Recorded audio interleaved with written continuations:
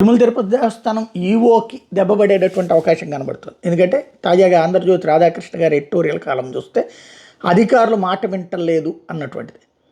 అధికారులు జగన్ అప్పుడైతే అందరూ తలకు ఉంచుకుని విన్నారు, ఇప్పుడు వినట్లేదు అన్నది. ఎందుకంటే మొన్న ముఖ్యమంత్రి ఎదురుగుండానే టీటీడీ చైర్మన్ నాయుడు గారితో విభేదించి వాగ్యుద్ధం జరిగింది అన్నటువంటిది శ్యామలరావు గారి మీద ఉన్నటువంటిది ప్రధానమైనటువంటి అంశం. ఇప్పుడు ఇది రేపు మాపో బదిలీ చేయడానికి ఒక పాయింట్ అవ్వచ్చు. వాస్తవంగా చైర్మన్ని తొలగించరు, తీసే ఉద్దేశం కూడా ఉండదు. దానికి బదులుగా ఈవోని మార్చేటటువంటి అక్కడ అడిషనల్ ఈవోగా ఉన్నటువంటి వెంకయ్య చౌదరి గారిని అయితే కంటిన్యూ చేయాలనుకుంటున్నారు. ఎందుకంటే ఆయన ఈ ఇష్యూలో వాస్తవంగా అయితే అసలు టిక్కెట్ల ఇష్యూయింగ్ అథారిటీ అనేది ఎప్పుడైనా సరే అడిషనల్ ఈవో అలియాస్ జేఈఓదే.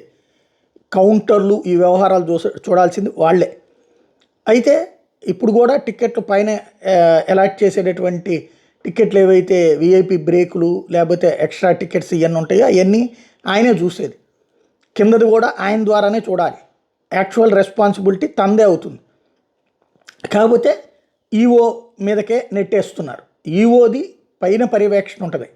టిక్కెట్ల విషయం దగ్గరకు వచ్చేటికి ఈ కౌంటర్లన్నీ కూడా అడిషనల్ ఈవో అంటే ఇదివరకైతే జేఈఓ అనేవాళ్ళు, ఇప్పుడు అడిషనల్ ఈవో. అక్కడ ఏం చేశారు, కింద అడిషనల్ ఈవోని బలి చేశారు, పైన అడిషనల్ ఈవోనే టోటల్గా టిక్కెట్లు. కింద అడిషనల్ ఈవోకి టిక్కెట్ల అథారిటీ ఉందా? లేదు. కానీ పని పరంగా ఏం చేసేసారు, ఆ ఏర్పాట్లు చూసే పని కింద అడిషనల్ ఈవోకి అప్పచెప్పేశారు. టిక్కెట్లు ఇచ్చేదేం పైనుంచి నన్ను, ఇక్కడ ఉట్టి పైన ఏర్పాట్లు చూసేది అడిషనల్ ఈవో. సాధారణంగా అక్కడ టిక్కెట్ ఇష్యూయింగ్ చేసేటటువంటి అధికారం ఎవరికి ఉంటుందో వాళ్ళకి సలాం చేస్తారు, పోలీసులైనా ఇతరత్రైనా. ఎందుకంటే వాళ్ళ పర్సనల్గా పని చేయించుకోవడానికి.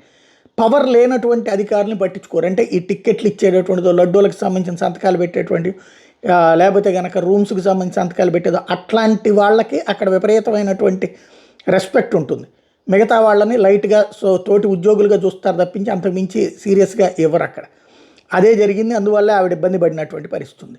కాకపోతే ఇప్పుడు ఈవోని ట్రాన్స్ఫర్ చేయించడం అనేటటువంటి దిశగా అడుగులు పడుతున్నట్టు కనబడుతోంది.